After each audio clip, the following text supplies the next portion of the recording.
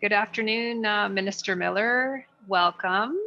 It's a delight to have you. As you know, I'm Mary Ellen Turpella-Fond. It's nice to see you again. Just wanted to start by saying welcome to you to our virtual circle here with Muskeg Lake Cree Nation today, and also say welcome to your officials. I'm going to start by calling upon Councillor Harry Lafond, Uncle Harry, to give an opening prayer for our meeting. Good afternoon, and I want to welcome you to your virtual presence in Treaty 6 territory and the homeland of the Métis. It is a privilege to sit together to look at the future of our society in the eyes of the children that have been gifted to us. I wanted to begin my invocation this afternoon by quoting Chief Dan George from one of his publications, My Spirit Source. And he says, the only thing the world really needs is for every child to grow up in happiness. And the Puyallup people of Washington share a prayer with us from a work that they did many years ago.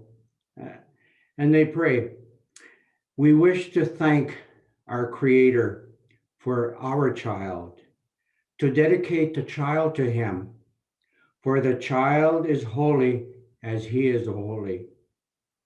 We realize with reverence how treasured a gift the child is to us, how sacred, how fragile. We ask our Father Creator to protect the child, to keep it healthy, good, and holy. We wish our child to be filled with the very life of God. And this is taken from their book called Finding a Way Home. I invite you to join me in this prayer that will put us into the right spirit, into the right path to follow as we move forward on this venture. Hamamuyo tawimao. Kinanaskum tanano ma hepakniak o takapetakshiniak. Kapik squatoak. Mistein sagiha nanak o kidrasim sinanak. Mistein miasin kamiak. Kuesim terkapamiak o kik awasak. No simnanak. Skuchapanak. Wichinan and os question to the conductatuak. Wichinan question to the speak squatuak. Mistay manay manasko. Kiskisiak. Tan soma kesip wichituak. Moiganan otuntuak. Timagim nan. Sitosko nan. Ksketamak. Tansi oasis kisnehio mohtet. Muskeg osaga nikon kik awasakaya awakok. Pogak sketahik tande tohtechik tande kamskasuchik. Hewana mag kwechimtanan kawichihiak. Anoch kwechimtane kapmohtiak. We ask this always in the name of your Son, our Lord Jesus Christ. Amen. Thank you.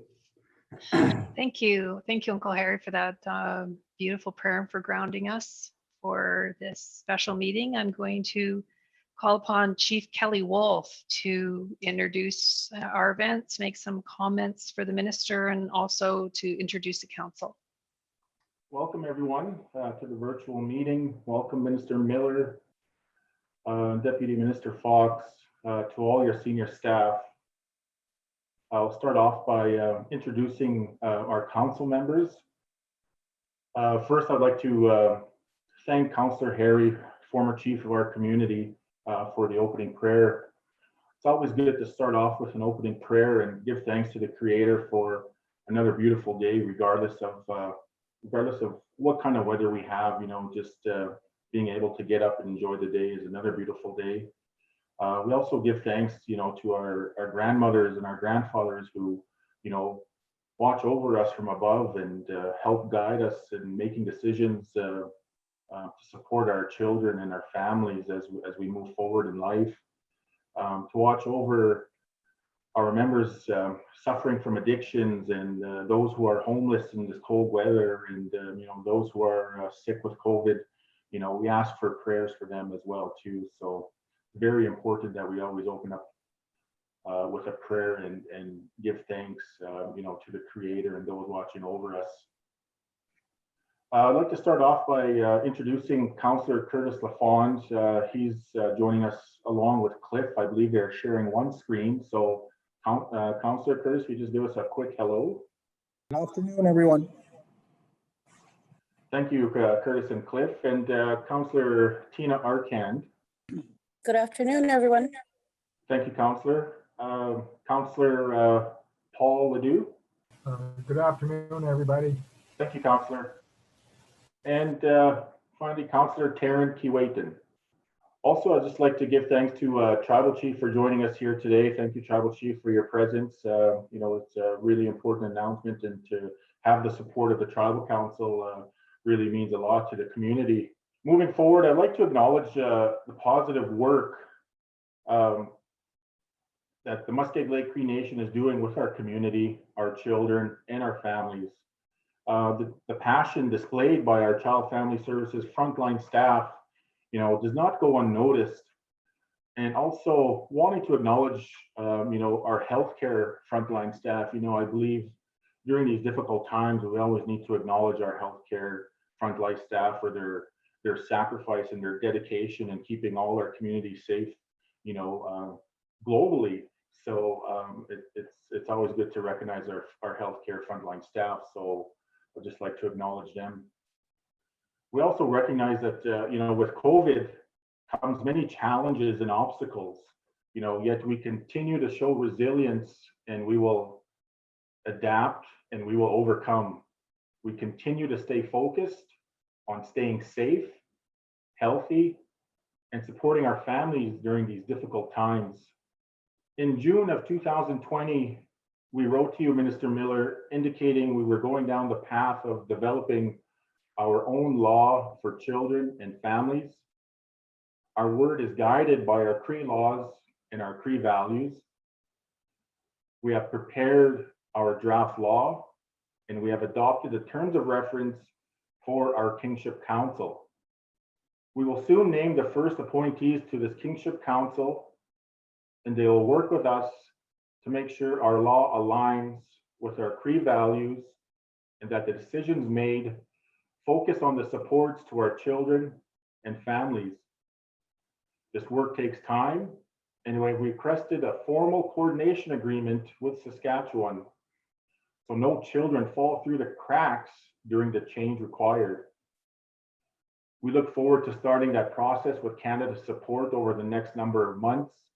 We hope to conclude a coordinating agreement to ensure that our authority, jurisdiction, and law is paramount when it comes to our children and families.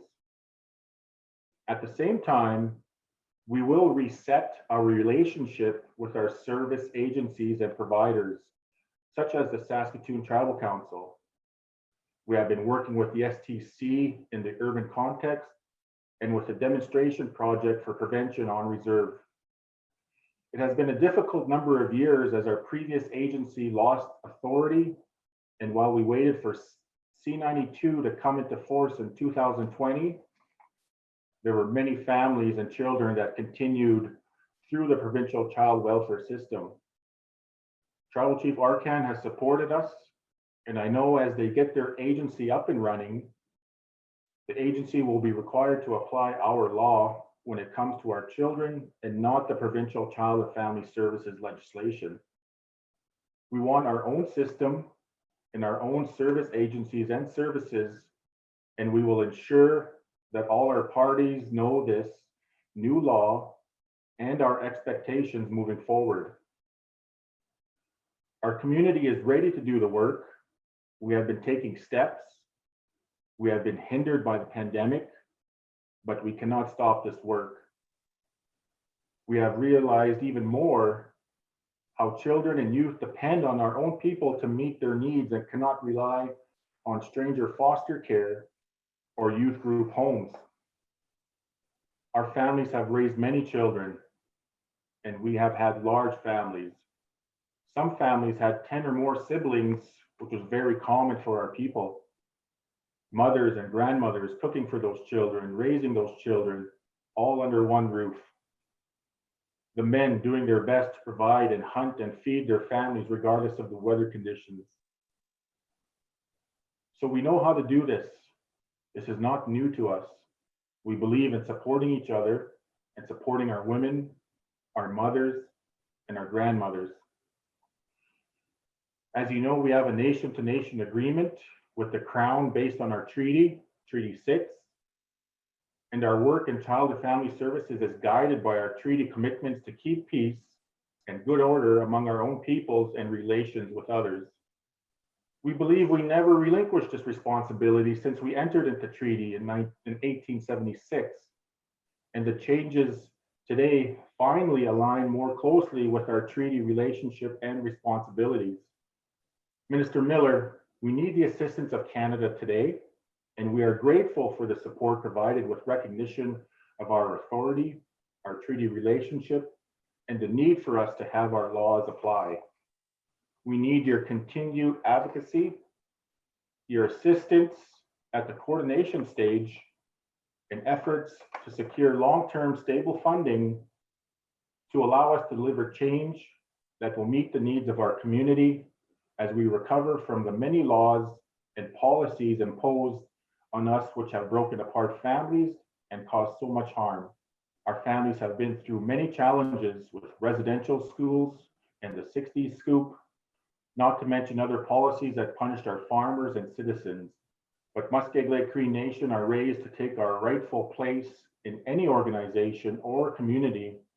And among us, we have many leaders, and we know the key to being resilient is our culture, language, and kinship. As you may know, Minister Miller, MLCN citizens volunteered for military service at the highest rate per capita of any First Nations in Canada. I myself was in the Canadian Armed Forces in Afghanistan, and my relatives have served in all military efforts, including peacekeeping. We believe in service. We believe in defending our values that are important, like freedom, respect, and protection of our Cree culture and way of life. Today's announcement is one step forward, and it is an important step forward. Muskeg Lake Cree Nation thanks Minister Miller and your senior staff for recognizing that responsibility for children and families is with us in our communities and families. Our future is positive. Despite the many barriers of the pandemic and previous laws and policies imposed on us, we will continue to soldier on and display our resilience as we work together to build healthy and beautiful futures for our children and our families. Thank you, Minister Miller. Thank you, Chief Kelly Wolf. Appreciate those remarks. And over to you, Minister Miller. Thank you, Dr. Terpelefond. I really appreciate the invitation. I want to first and foremost thank Elder Lafond for the prayer in your language. I don't understand it, but I like hearing the words, and so I do appreciate that. I do want to stress before I give some very brief words, and I do stress that this will be brief because this is your time. That as I'm in Ottawa, I'm coming to you from the unceded Algonquin territory today, and pleased, just really happy about this moment. Chief Wolf and Council, and first, Chief Wolf, thank you for your service, military service to Canada, Indigenous peoples, and you've noted the high levels of service of your people, but across Canada, and we stress this at every occasion, have disproportionate amounts served Canada, and far too often not been treated the same upon return from service. I think it's still important to highlight that commitment to first and foremost to peace, but to service, and that is a common cause. And I did say I won't be brief, so I won't talk much, but I do want to thank you for inviting me here today. This is a great occasion to highlight the lifting up of your jurisdiction over children and family services. You chose your way, and it's one we must, and Canada must respect. Well, provinces must respect. This is an approach that we fully support, and we look forward and we're eager to taking those additional steps so that we ensure, as Chief Wolf said, that no children fall through the cracks, and that is very, very important. And you do have my commitment and my team's commitment to engaging with the province, with Saskatchewan, to ensure that that they are doing their part, and that together that we ensure that there is a bright future for children. I think this is some of the work that Dr. Tapelafont has been championing for so long, and probably of immense pride to you today to see someone be such a forceful advocate across Canada for those things. And I do want to highlight the work that Dr. Tapelafont has been doing. Again, as I mentioned earlier, I want to give you my full support in supporting your efforts, working towards a coordination agreement. And really, I know that the Act came in a year ago and set forth for all Canadians a minimum standard. But again, it's a minimum, it's a floor and not a ceiling. And so your laws complement that and really lift up the jurisdiction that you've been working so hard to assert and have that respected by Canada and provinces. So I will leave it at that and just give you my heartfelt thanks for allowing me to be a small part of this here today. Thank you.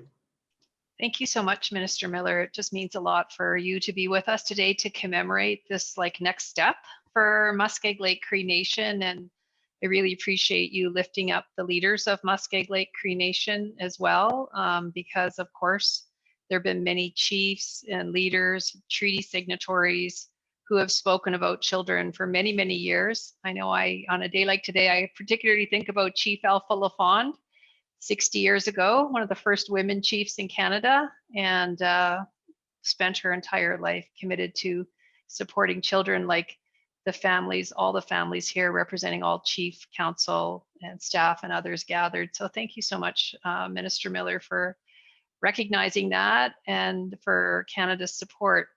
I'm going to now turn over for a bit of a discussion time with our councillors and the minister, Councillor Tina Arcand. Hi, Minister. Today there are about 50 Muskeg Lake Cree Nation kids in care in Saskatchewan alone, and probably many more who have not been registered properly or connected to our nation. We are making this change to get them reconnected and to support our families. As we go forward with our own law and decisions and work through the coordination process, will Indigenous services be there for us? Well, absolutely. I think this is you raised some very, very important points. And first of all, the work that we need to do across Canada, and particularly with you in identifying children, that number is not a fixed number. And I think that we hear that very often in trying to get a better sense of, and these become quite difficult discussions about identity and belonging, clearly, but to know that those children have a place at home and that we want to support you in doing that. I know that rather recently, Indigenous Services Canada, I think, provided a few $100,000 to support that capacity building, but you need, I would think, more than just simply financial backing from our teams, help at the coordination tables, work on really getting down to the details about what that means as we move towards a coordination agreement, what have been the responsibility of the provinces, ensuring they're doing their part for the long term in allocating financial resources. We have asked provinces at a strict minimum to really maintain the financial numbers and ideally contribute more. There will be more discussions with our teams about capacity and what the needs are. And I would suspect probably important discussions around support and infrastructure. A chief one of these across Canada has been in and around just basic housing, but other ones in terms of social workers and what form you choose to express your jurisdiction. I said during my initial speech, each community, and there are province-wide approaches, but each community will have a set of unique circumstances that we'll need to address.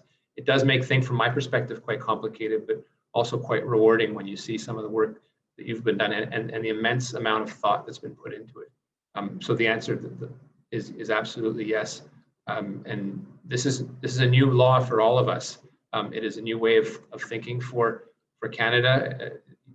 The old way of thinking was to come up with a law and figure, just impose it and see what happened. And everyone knows what those results are. In this case, there was a strong element of co-development. This is not a perfect law, C-92, and indeed it's been subject to some rightful criticism, but it is an immense, important path forward in lifting up your jurisdiction. So we will be there with you. Thank you, Minister Miller. And I don't know, I think I saw Curtis. Yes, thank you, Mary Ellen. And thank you, Minister Miller, for being with us today.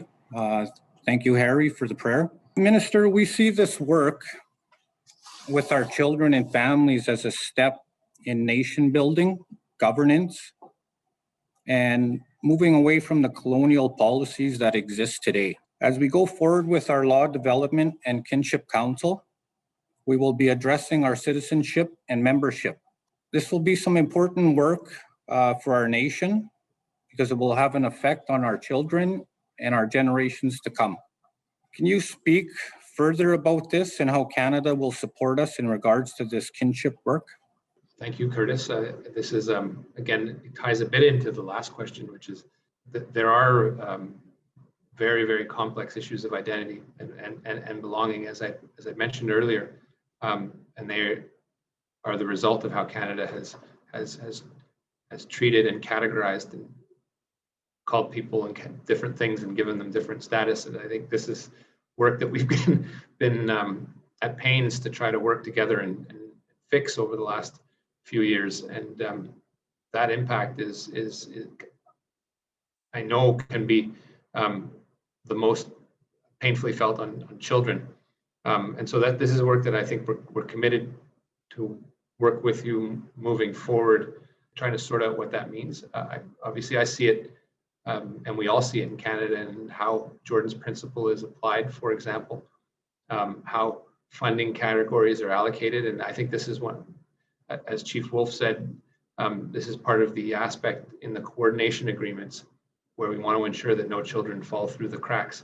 I can anticipate surely some difficult conversations for sure as we sit down with the province over who does what and what accountability there is. This is probably one of the first or few times where you see, where we will see in Canada, Indigenous law taking precedence over our laws. And I think that is something that in very difficult circumstances will find its way into court cases, and hopefully courts will recognize that. We can't underestimate the power of inertia in this country. And it goes, once things are immobile, they stay immobile, but once they're mobile, they can also stay mobile. So I think we got to keep moving.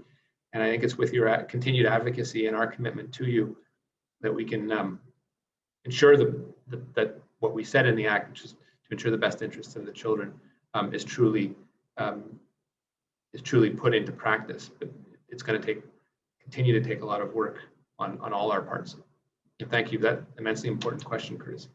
Yeah, thank you for that response, Minister Miller. And we are, of course, at Muskeg Lake planning for this work, and councillors have already identified challenges. And so the nation building part, just for context, there are about 50 Muskeg Lake children in care just in Saskatchewan. Those are 50 registered to Muskeg. And Iva LaFond, who's been coordinating the work, and myself, we estimate there's about 100 other Muskeg Lake children that they're maybe not registered properly, and they're from all over. So we are working and supporting Muskeg Lake children and families in many places, but for a relatively small community of 2,000, when you think there's maybe 150 children, it's a lot of work we have ahead of us, and we will be needing support from Canada. We did speak to Saskatchewan. They're very supportive. they're keen to see things happen. But of course, with our treaty relationship, we really wanted to get things moving first, kind of with Canada. So no doubt I think we're the second First Nation in Saskatchewan that will go down this path after our friends from Cowessess. And so, no doubt we'll be needing more support and understanding, because we have to get those children reconnected and make sure they're safe. And there's a lot more to be done. So we really appreciate the support of your staff. I'm just going to open up the floor. I wonder, Councillor Paul, did you want to ask a question or share some comments and thoughts? Well, thank you, Mary Ellen, and good afternoon, Minister Miller, and thank you, Harry, for your opening prayer. The undertaking that we've chosen to do is vital to our treaty relationship with Canada, and those things are so important. And the continued support for the path that we've chosen to ensure that our families, and more importantly our children, we know where they are, we know who they are, they need to know where they're from, they need to have an identity, they need to belong to a nation. And when we speak to nation building, this is a momentous moment for us as people, as Cree people, but overall, even from the perspective of Canada. And so we need to continue that work. We've heard that support from Canada will continue to be there. There's lots of work to be done. And I'm so happy to be part of this day. I'm just vibrating in my chair, really, to know that we're going to continue this work. And we know that the support from Canada is there. So those are my comments. And I just want to say thank you so much for being here today with us. So thank you. Thank you so much, Councillor Paul. And I'm going to actually pass it back over to Chief Wolf. Thank you, Mary Ellen. As we get closer to concluding this meeting, Minister, it is one of our tradition and cultural ways that when we sit at the table with another party, we have positive dialogue. It's a part of our culture that, we share a gift. So over Zoom, we would like to share a gift with you on behalf of our community. It is from one of our community members who is a freelance photographer. And the picture that you will see is a picture of our community, our place that we call home. Beautiful. Is that a sunrise or a sunset? It's a sunset. That is the west. Oh, yeah. Yeah, we would love to send it to you. But also, Minister, it is also part of our culture that we do not ask, nor do we expect anything in return. And that's something that we would like to make clear, that we give a gift as well as we don't expect, nor do we want anything in return. It's just part of our culture, and we just like to share that with you. So thank you again, Minister Miller, and to all your senior staff. Look, thanks, Chief Wolf. It's beautiful, and I think it's encouraged me. It's very generous of you, and it's encouraged me to as soon as it's humanly possible to travel to come visit, that I can come out and see you in person and really congratulate you, and we can have some discussions in person over these issues and many others. And again, thank you so much for the generous gift. I look forward to seeing it hang on the wall in my office, because it's truly stunning. If you could pass on as well the name of the photographer, we could extend our thanks to him as well. Thank you so much, Minister. We'll have that sent out to you, and we'll no doubt be taking you up on the offer to come and visit in person when it's safe, of course, to do so.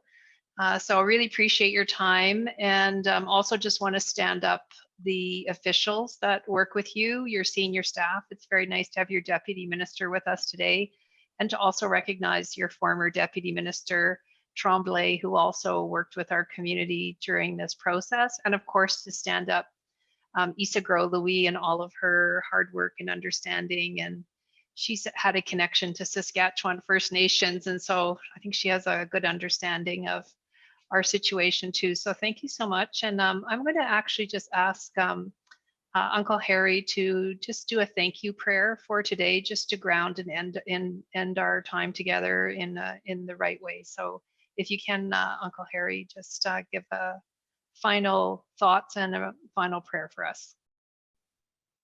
Thank you.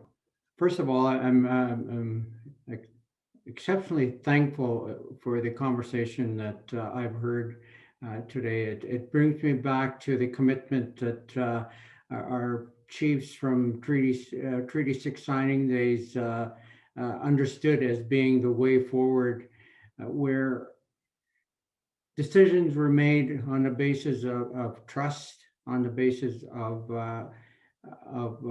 looking at a future that is hopeful for all. I think it is reassuring that this venture with this kind of connection with the federal government and our First Nation certainly has in its sights a star of hope that we can aim for. Mamo tawimo kinanas kumtanano manos oda kawitihia konstotamak dan somagis motiak dan zikis piksquatoak. We give you thanks, our Creator, for the land that we live on. We give you thanks for the opportunity that are presented to us from our relationship to the land. Wakohtowin is the primary law of our people. It is about making relations, it's about being related. We give you thanks for that gift. And we ask always that we will live that Wakohtowin to the benefit of all our people, both those that are of our families and those of our neighbors, those who have joined us from other countries to live on our land that you've gifted us. We give you thanks for this, and we ask you always to walk with us and to support us in a special way to ensure that, as Chief Dan George said, all we really need is happy children. And we, as grandparents, as parents, as aunts and uncles, as neighbors, we are responsible, and we are responsible to give the best of who we are to those children. We give you thanks through Christ our Lord. Amen. Thank you so much, Harry. And again, thank you, Minister Miller, for your time and your words today, and for your support to Muskeg Lake as we go on this next step toward sitting at a table with Saskatchewan and working to get our law in place. And no doubt we'll be celebrating and stay safe and healthy. So thank you very much. And thank you to Chief and Council and staff and Tribal Chief Arcand as well. I'm sure we're going to have a lot more dialogue in the future. So have a very safe evening, everyone.